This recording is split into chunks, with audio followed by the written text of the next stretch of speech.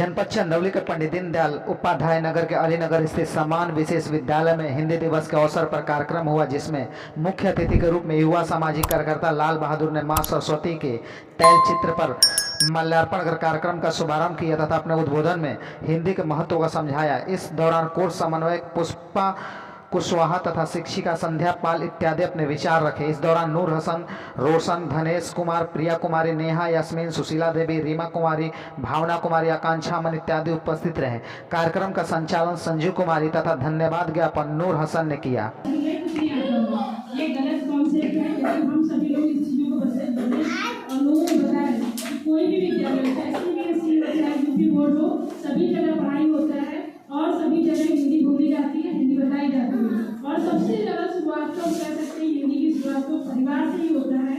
यदि परिवार में ही चीज़ें संस्कृति मिलेगी तो बच्चा एक संस्कृति में अपने आप को निकाल जाएगा और एक सभ्य रूप मिलेगा।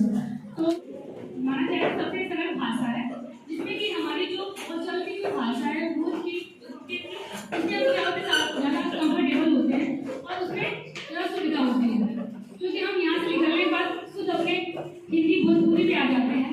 और क्या होता है कि अब क्लास खत्म हो गई और अपने भाषा में बात करते हैं, तो क्या हुआ हिंदी से क्या हो कि हम कभी होता है कि हम इंग्लिश यूज कर लें, लेकिन हिंदी को हमें ज़्यादा इंपॉर्टेंस देना चाहिए क्योंकि वो हमारे लिए महत्वपूर्ण है। उसके साथ मैं कुछ कहना चाहती हूँ। ये हिंदी जो है लगातार संजू अलग अलग शायरी के माध्यम से, विचारों के माध्यम से आपको बताते जा रही है हिंदी के महत्व को। तो निश्चित रूप से जो आज हम लोग हिंदी दिवस मना रहे हैं, और ये हिंदी केवल भाषा ही नहीं है, ये हमारी संस्कृति, सभ्यता। अगर हम लोग विदेश में चले जाते हैं, मैं कई देखा हूँ फेसबुक वगैरह पे जुड़ा हूँ, तो मेरे बहुत सारे दोस्त जो बीएचयू से पढ़ाई करके कोई रसिया में है, कोई अमेरिका में है, कोई अलग अलग संस्थाओं में है।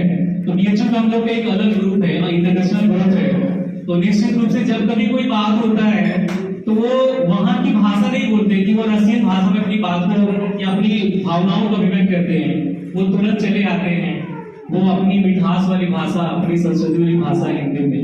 तो निश्चित रूप से हम सभी साथी जितने भी यहाँ बैठे हुए हैं कि हिंदी को अपनाएं अपने जीवन में।